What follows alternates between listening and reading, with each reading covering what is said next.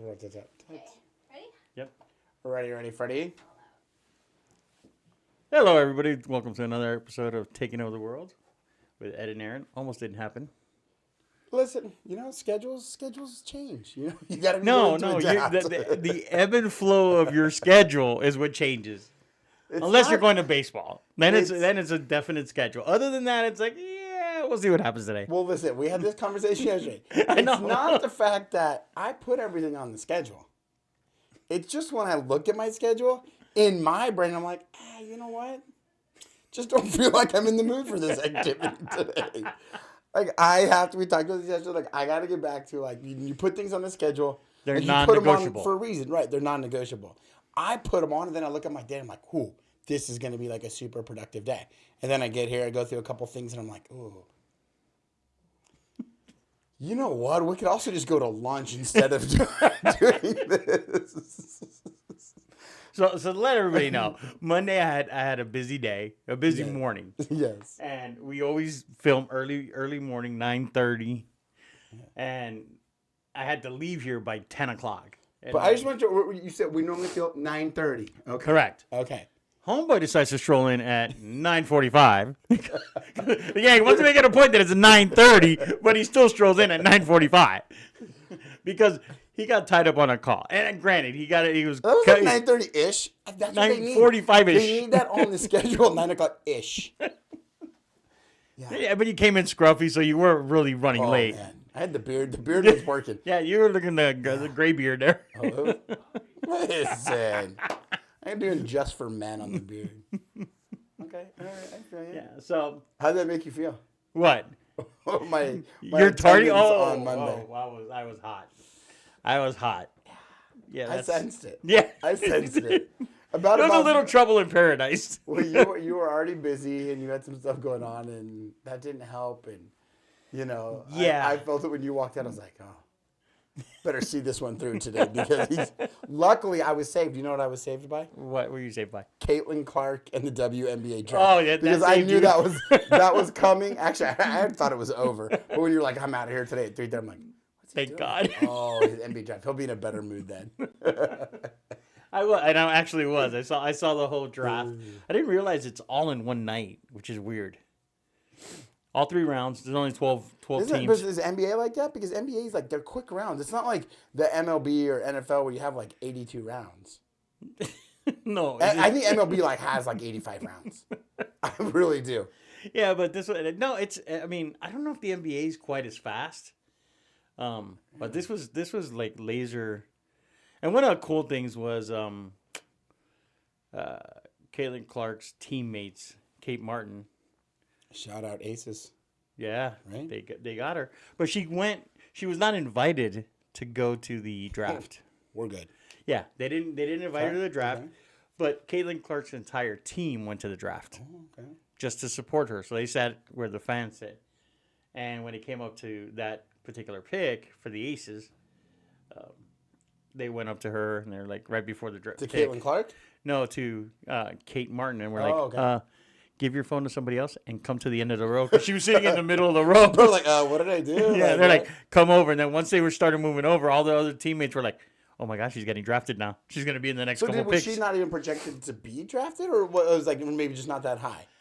I don't know where she was projected to go. Because the Aces, second pick? Second pick. Second pick. I mean. Yeah. It was a second rounder. But yeah, they had 2 picks in the second round, right? I don't know. I don't follow a lot of it, but when I caught it that night, it was like, they had pick 24 and 29 or something like that? 16 and 24. There you go. Something like that. Yeah. And when they picked her at pick 24, and she was... So that's kind of interesting. So, think about that.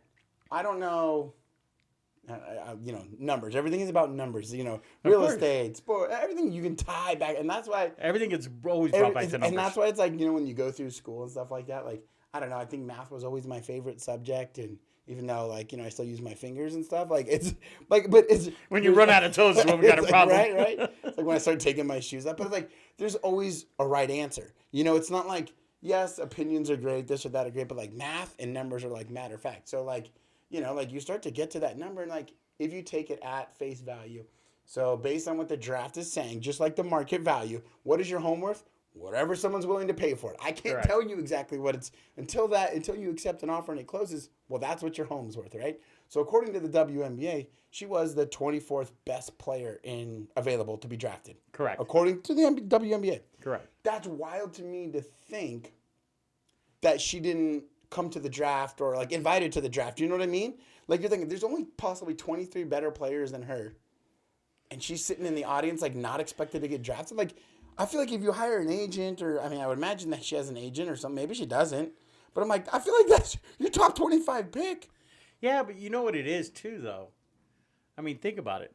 So think about when you first got into real estate, right? Okay. And you were doing the activities that you were asked to do. I was out there plugging holes in like the rowboat with my toes and my fingers, like trying to do a little bit of everything. Right. Okay? But you started calling, and your first listing, where'd you get it from? Actually, got it from a hair salon. From the hair salon, right? So you were talking to everybody. Like a referral, like an acquaintance type thing. Okay. Yeah. But it was a referral. So did they list with you because of your experience, you're dominating in the field, because you're the best, or did they list with you because they knew you and they said, you know what, I know he has the potential to do a good job. I'm willing to take a chance on him. Well, first of all, I'm just potential. asking. They knew I was the right guy. There was not potential, okay, bro. No, I get what you're saying. You know what I'm saying? Yes, there was obviously people with more experience, but the way that I went into that appointment, I don't think anybody would have had a clue what my experience level was. The way that I presented myself and carried myself, the question never came up. You know, the question never came up. How many houses have you sold? How long have you been in the industry? How long, but to your point, they hired me based on me, my character, what I was saying, how I presented everything, my strategy that I laid out. And that's why I think Kate Martin was picked at 24. She may not have been the best top 25 player in the college basketball, but she holds a team together. She was the rock that kept everybody going. She was a team captain. She was a solid performer. She was a system player with no ego. There you go, brother. You get it. That's what it goes back to. It goes back to that all the time. And it's so funny because every time we start talking about that, it always, you're going to have your outliers. You're going to have your just amazing freak athletes that are just born. You're like, dude, like this kid is next level. You're going to have a LeBron. You're going to have somebody that a LeBron. You can have a Bryce Harper like from Vegas. Like we played in a 12U. Justin Jefferson. Yeah, we played in a 12U tournament. We call them the NIT tournaments or the National Invitation tournaments. And you get these teams that they pull from all over. Like ours is a local team, a bunch of dudes that have been together for a while. But there's like I was talking to my coaches last night. There's no superstar on our baseball team. Right? But they're a bunch of good kids, good families, good morals. They work together. And together, they beat a lot of teams because they play as one, right? Like, they're role players. They understand. We don't have a shining system star. Guys. But, like, we went to this big tournament, and, dude, there's this 12-year-old. This is, like, straight out of the Little League World Series where you get those teams, like, from Puerto Rico, and they do those hilarious moves, like, I am 12. Like, right? I'm 12 years old. Right. Forget about the goatee. Right? Dude, this kid, the boys were looking up his stats on Perfect Game. Like, they have, like, the stats. And, they're always, like, there's program stats, right? You're like, I'm, like, 5'11", like, bro, I'm, like, with cleats on and pads, like, whatever, right? This kid that said his stats were, as a 12-year-old, 6'2", 185, and threw 82 miles an hour. So what is he going to grow up to be? Like 7'4"? I don't know. And I'm like, he's 12 years old. And the kids were looking. I'm like, which one is he? I'm like, guys, these are all lies. Like, he's like, that one, coach, that one, dad. I'm like, I look over, I'm like, that's about 6'2", 185, 82 miles an hour, boys. And like, you just have sometimes those players, but it's like you do, and you know what? Sometimes that's what the team looks for. It's like, who's that missing piece that doesn't need to score 1 million points? They are the assist person. They run the offense. Like, here, you go to our team. Like, you go to the real estate team. Like, everybody has their role. We check the ego at the door. Like, boom, you can handle this. You can handle this. Like, you told me yesterday, hey, man, we're planning a vacation. I'll be in Hawaii. I'm going to need you to take care of this $10 million deal, right? It's not like, hey, call me with everything. I need to be all on top of it. It's a $10 million deal. Like, right. It's like we all trust each other. We all know our roles. We all know at any given point we'll get the job done. We might be a little late to show up to do it sometimes, but It'll get. But you know what? That's a good point about her, and kudos to her. And it's probably not easy too to play in Caitlin Clark's shadow, because I'm sure everything was Caitlin Clark. But we talked about this too. It's like what Caitlin Clark and these girls, the Cardoza, the Angel Reese, like what they've done for women's sports and basketball. Like you saw the women's soccer team help elevate women's sports. Right. And now you look at this.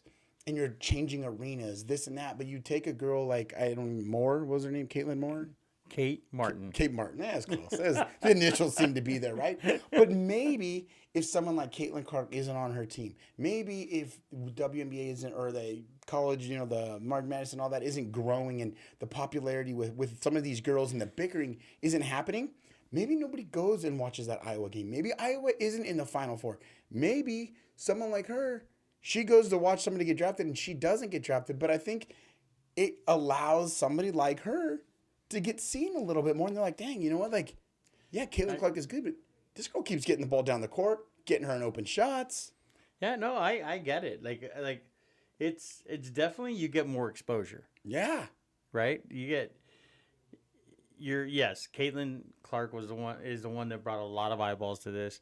I mean, now I think there's 30 total games. Is that all there are? WNBA? I think there's 30 games in a season. I think so. I think that's what the number is. I feel like we can knock that out. In 50. My household, we can knock that out in a weekend, I feel like. Maybe it's 50. Yeah, well, you're going to... 30? Maybe. That's just a week. That's a 3-day weekend. Maybe 50 games in the season? I'm not sure. But I know that they're gonna show the majority of the Indiana Fever games on TV. Because people want to see her. Yeah. Right? And I'm sure that... Chicago Sky, which is who drafted Cardoza and Reese, right, are going to be, when they play each other, it's going to be epic, Midwest battles and stuff. But a lot of the teams have already moved their games to larger arenas, expecting more people. Well, and that's what I think everybody needs to do is everybody says, well, the WNBA doesn't make a lot of money, and that's why they don't have, their salaries are horrible and blah, blah, blah. Like, all right, well, now that she's done this, people should support it more. Like I'm thinking of going to go to Aces. I've been to a couple Aces games. I'm looking to go to more Aces games. I would consider it too. Let's go see what this is all about. Go check them out some. Definitely try to get a ticket for when Caitlin Clark's in. I'd love to see that. I mean, that's gonna be crazy. Imagine going like the Aces, obviously back-to-back champs. What's up? I'm just kidding. I can name like one player. What is that? Asia Wilson or? No? Do we have somebody like that? What's the one girl's name? Asia Wilson actually, I think, is on the... It's like a tennis player? On the Indiana Fever, which is where Caitlin's going through. Who's our stud? Becky Hammond, our coach, who was a player, and she's a stud. I did hear about her. Yeah, she's a stud. She was a stud as a player, and she's a stud as a coach. Obviously, we got to have a stud on our team. Maybe we don't. Maybe we have a bunch of role players. But to the point, we don't follow it. We weren't following it in the past. I know that we went... a couple years ago to a game because my daughter was playing basketball and we got signing of a trophy, of a poster and stuff like that. And my daughter still has that poster hanging in her room now. Do we have Candace Parker?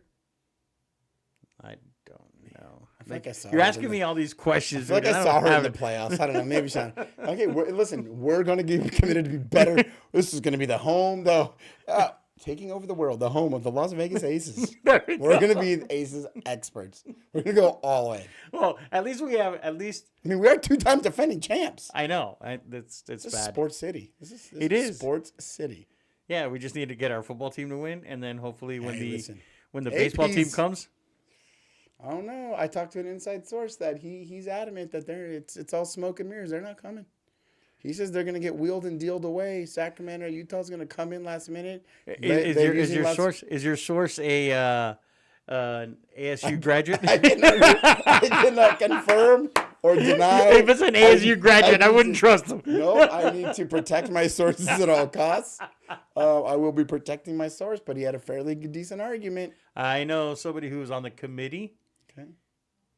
That was working on the stadium placement for the A's. Hey, it's no smoke and mirrors, bro. Listen, I'm just saying, until I see him, it is what it is. But, you talk about exposure, and, like that's one thing that we've been really big on this year is like more exposure. And sometimes... Well, it depends on what you expose. It's also a good point. We're not trying to go to jail or get license revoked. Yes, let's keep that, and it's a good point. You can never be Never be too careful.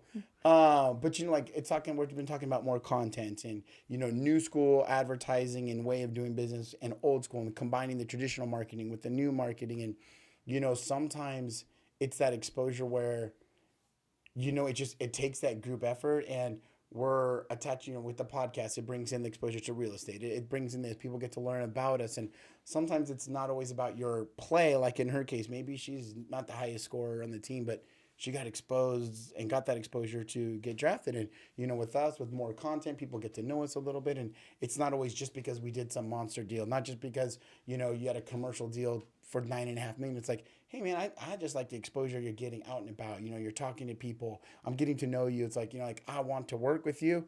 One, because you're good at what you do.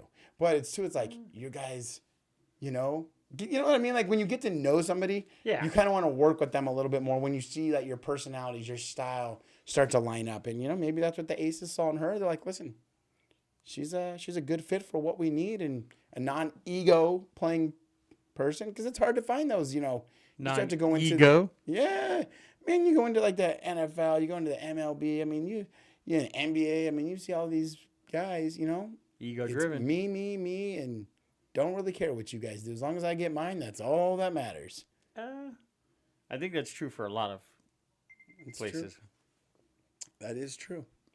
But so what'd you guys do? How'd you guys do in the tournament that you played against 6'2"? Oh, that one was a while ago. Last weekend, the boys played pretty good. We split 2-2. We lost twice to the same team that went on to win it all. They're a good team out of California, but no, we did good on our rest of us. They had their, you know, it's funny because, you know, they work really hard, and like I said, the good kids, great families, but sometimes you forget they're 12. You know, 11 and 12. You know, so it's like you want them to be here and you want to hold them accountable, and more than anything, we try to get them to hold themselves accountable, right? Because you know what I mean? Like, at the end of the day, it's kind of like my schedule, right? Like, I could put it down all day, and you could say, hey, Aaron, I'm going to help hold you accountable. Well, it starts with me. If I'm not going to hold myself accountable, it's never going to get done. We already know that yesterday when you left, I was fired up. It was a bad day because you had to actually press a button to let yourself out of the building. I've determined that, you know, my in-office hours are... As long as the doors are unlocked. They were questionable yesterday. And this morning you got here and the door was locked. Yeah.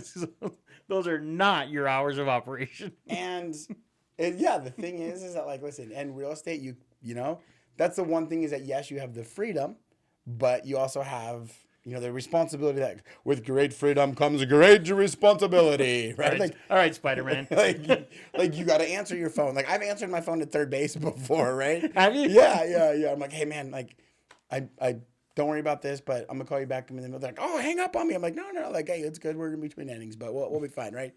But yeah, like in office hours, I'm gonna make sure, like, I'm gonna make a strong commitment to make sure I leave the building before I have to push the green button to get out, and I enter the building after it's already been unlocked, lights turned on, so that I don't have to use my key fob to get in.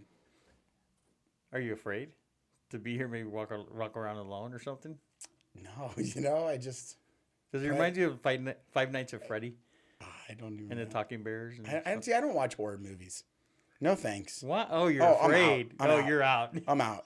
I've never grasped the. I'm out. I'm all out. I am all out.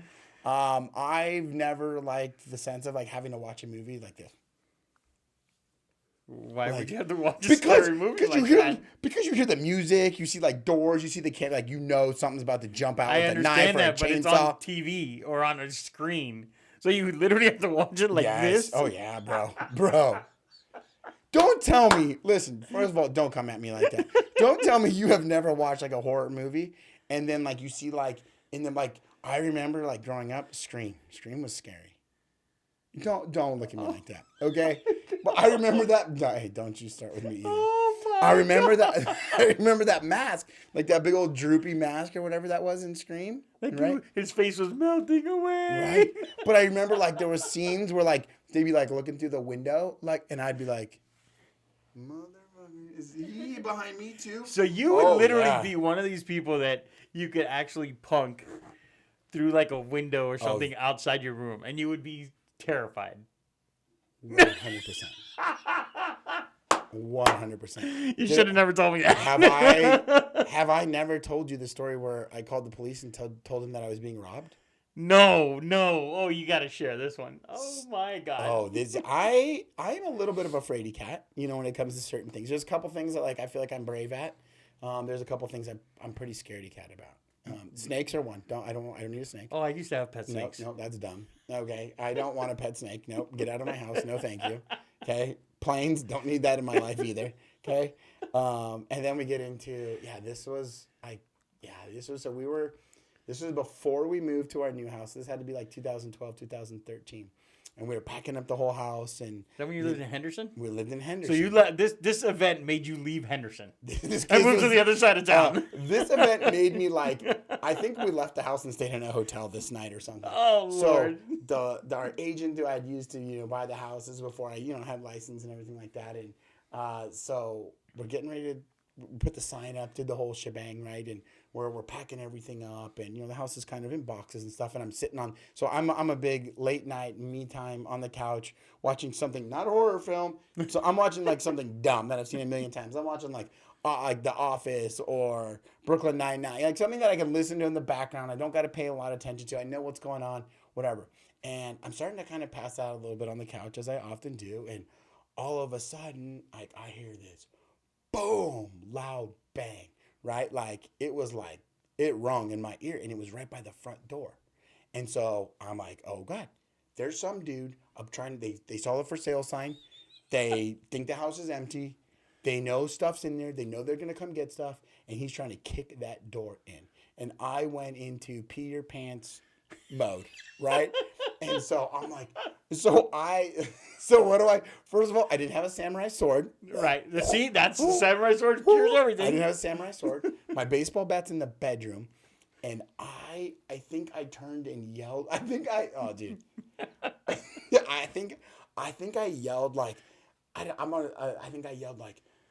I'm in the military or something like what's something scary and awesome, like military scary and awesome. I probably yelled like I'm a ninja or something, right? You probably didn't start. Oh, dude! So I yelled something dumb, and then I'm like, the police are already on their way, and I freaked out. I hit the police button on our alarm, right, and whole nine, right? So I'm freaking out, and then I run okay, get in there, guy. Someone just tried to kick in our door. I'm telling him stay in the bedroom, right? Did you grab all the kids and put them all in the room with her? They were still asleep, right? They're what the hell is going on? And I get my bat, I don't know what I'm doing with my bat, right? You're gonna go. So I'm looking out the back windows. I'm looking at this, come on, fastball. Meanwhile, if I see that mask coming, I'm hiding under the couch, right? I have no idea what I'm about to do if somebody finishes kicking in my door. So the whole thing goes. We freak out. I've got everybody all paranoid. I'm I'm going to a hotel. I'm done with this house. I think we had even closed at our new house, but there was we were waiting for it to be cleaned, a couple painted. I'm we're going. We're sleeping on the floor. I'm out. I'm done with this house. People are trying to break in and kill us, right? And steal everything that we have. So bottom line, we fast forward it, whatever. We stay there. We can fast forward about a week, right? And I'm in the shower and I hear the same thing. Boom. And I hear the same thing. And then my wife comes around the corner. She's like, did you hear that? I'm yeah. Are we being robbed again? This is the worst. She's like, is that the sound you heard that one night? I'm yes. She's like, when you're done, you should just come out here.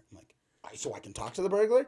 Did you wrangle him and tie him up as he's zip tied in our living room? What is? All right, let's go. Let's go. Right? Let's do this. And then she goes over by the closet, right by the front door where I heard the loud bang. She opens it again, and I hear boom, and I drop we're what?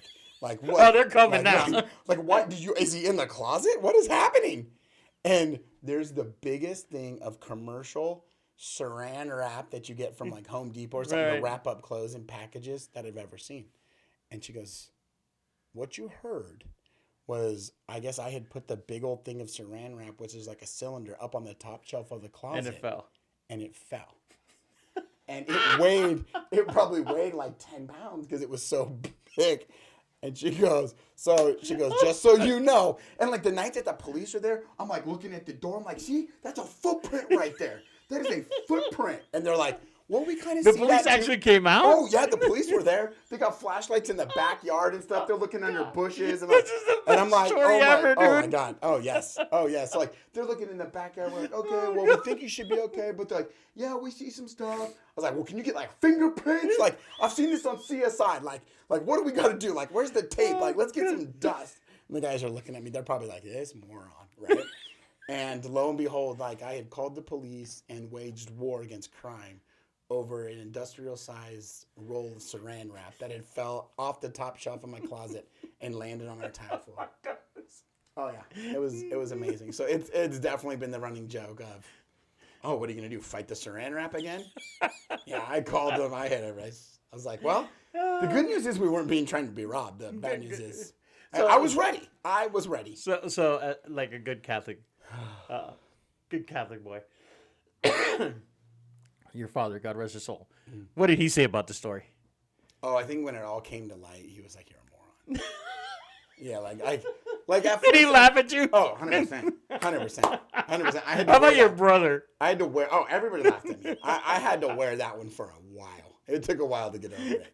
I tried to explain to them that I was just being prepared. Yeah, I called the police. Calling the police for saran wrap? Yeah. Oh, I have had my fair share of dumb run-ins with the first responders. That was the police department.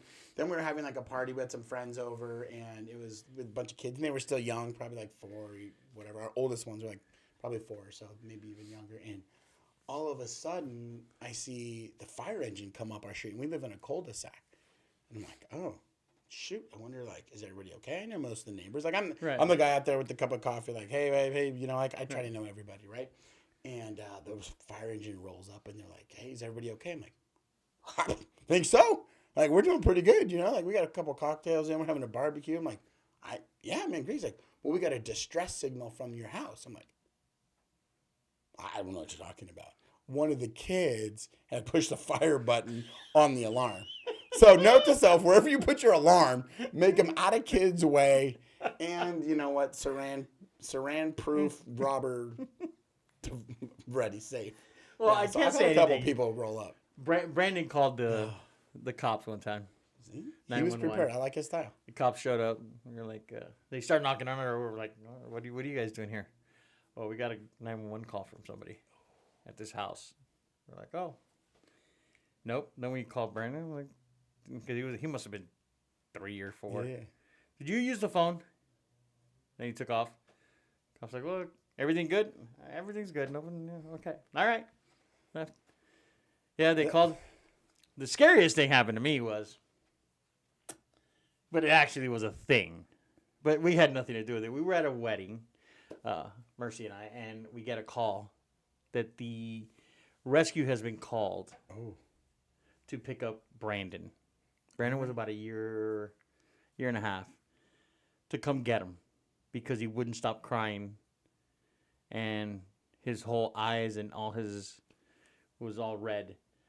So we run over. We leave the wedding. We run over to my mom's house because she was watching him, and we're like, "Okay, what's wrong?" She's like, "I don't know. He's just crying." We're like, "Well, what happened?" Well, my niece Megan. Megan. Sorry, that's what we've called her for her entire life. It's gonna be Megan. I'm sorry, it's not Megan or Muggin. No, it's Megan.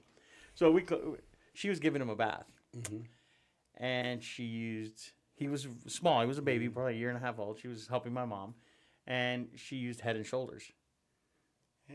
And she thought it was for the whole body because it was head and shoulders.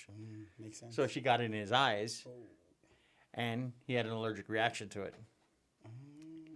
So they called 911. The rescue showed up, everybody, and I'm like, hold on, don't take him anywhere. I call the doctor. I'm like, look, this happened. What should we do? And do you want him to go to the hospital, or do you want him to do anything? He's like, wash him with cold water. That's it. Flush it out of his system. So we're the opposite. We like Mercy and I are the opposite of calling the police. We try to avoid at all costs calling first responders or I mean, we got the I forgot what it's called when they knock on your house and they run away. The ding dong ditchers, or yeah. Yeah, we got that the other day. They pound on our door. Two That little still kids. happens? Yeah, they did it in our neighborhood. It was about a week ago. They did it and they ran off, and we were like, okay. But opposite, right? We hear do on the front door. First thing I do is open the door. See? That's how you're going to get killed. No, let's do this. No. You're pounding on my damn house. We're going to figure out what to do. No. Yes. No. I want no part of that. We're not going to go hide in a closet and press the Listen. police button on the alarm. Like, we're going to open the door and figure out who you are. No. That's dumb. That is dumb. Unless you have your samurai sword with you out, ready to go, you pound on my door, I'm definitely not answering it. I'm going to look at my camera or something like, God forbid it's somebody who needs help. But no, there's too many horror stories and horror movies that start this way where it's like you're like, oh, my favorite commercial is like that one where they're like running through like the old barn and there's like the guy with the hockey mask or whatever down there and they're like, there's the running car. Let's go to that. They're like, no, let's go over there. There's like all the running chainsaws. Yeah, hide in the barn with the chainsaws. You are a horror movie guy. You get killed first in the horror movie. You get killed first in the horror movie because the guy's pounding on the door. You open it. Boom, dead. See you later. Your character's out. But usually the guy that dies first in a horror movie are the people that run from the guys. I'm not running. I'm just. Those are the first. The ones that go hide somewhere are the ones that get killed. I'm the guy that. So what you're saying is I'm the guy that hides in the closet and like the villain's right behind me in the closet already. Yikes. That's what happens. And then they like pan from my face that like a little. I'm like, I figured it out. So like the eyes glowing in the dark, looking down, like about to like eat my head. There you go. I'm not built for horror movies. Nope. I'm not, just not my cup of tea. So then, doing a client appreciation event at a horror movie is not a thing. No, that's fine. I'm just gonna put in my AirPods and close my eyes and I'll catch you guys when it's over. How about the kids? Do the kids watch them? No, they're a bunch of chickens too. They don't like scary stuff. Our kids. That's Actually, how they Beckham look for does. It. But then he'll be like, oh, I had nightmares. Yeah, like, no kidding, bro. That's why you had nightmares. You're watching like aliens eat each other or something. I don't know, whatever. Like, no, I'm out on horror movies. All out. You're not. No, out. There's no reason. There's no reason for them. So if I came in with a Jason mask, you'd get scared. I'll punch you in the face. But I'll tell you what, if I push that green button and leave, and like I go into my truck and like you'll like pop up. Are you the guy that opens the car door and like looks around if it's late at night and you're in a different area? Oh, I definitely got my head on a swivel when I'm walking out in the dark. Head on a swivel. I'm also the guy that like I only push the unlock button once. So it's just your side. Just the door, yeah. Because I know I hit that twice. Somebody's coming in. I know it's happening. Well, truth be told, I do that. Like I just did that for Amanda's car. Yeah. So when she unlocks it, only her door unlocks. The other ones stay locked. That's because it's smart. Because that's why she doesn't die in a horror movie. No, because she's a 19-year-old girl. Sorry. Apparently so am I. Apparently so am I. Because I'm all out. I am all out. I want an escort to my car. If I can get an escort, I'll walk you out next time, dude. Don't worry about it. No, I'm gonna leave before I have to push the green button. Everything after that, call me on my cell phone. I'll be on the field or at the home. I can work from there. I can do everything I need to from there if I need to. All right. If you have to go see vacant homes at night, don't call Aaron. Call me. You'll Why be afraid. Are we seeing vacant homes at night? That's my better question. No, absolutely not. The first thing I do, even when we do open houses during the day, man, I am SWAT team FBI trained. I am clearing every room in that house for an open house. Dude, TV style. You know how many houses I've walked and I've had squatters in the houses and I walk in the houses? Well, I'll tell you my squatter story when my buddy asked me if I had a gun. I'll tell you that story next time. And I was like, why? Why do we need a gun? Next week we'll talk about squatters. All right, buddy. Have a good one, man. I got to take a nap. Go hide in a closet somewhere.